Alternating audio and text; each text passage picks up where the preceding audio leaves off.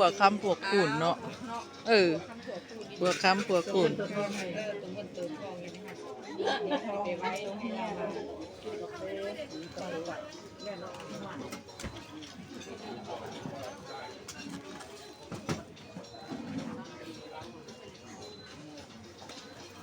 ครูบาวัดบ้านเฮาอันเด้อว่าบ่แม่น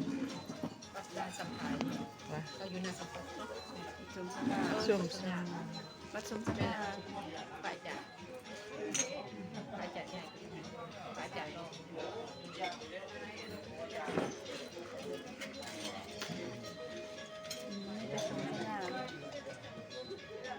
จันทร์หน้าบ่ได้มาเนาะฝ่ายจ่าลง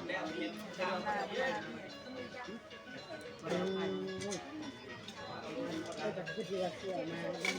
มีกำลังกำลังโซ่ดีมากมีเป็นมีสมัยก็มีเรื่องส่วนสามมาแมนสองแมนก็จะมีเงินประมาณ200ก็พอสุดๆเลยเด้ออาจารย์แล้วมีเรื่องเงินก็ต้อง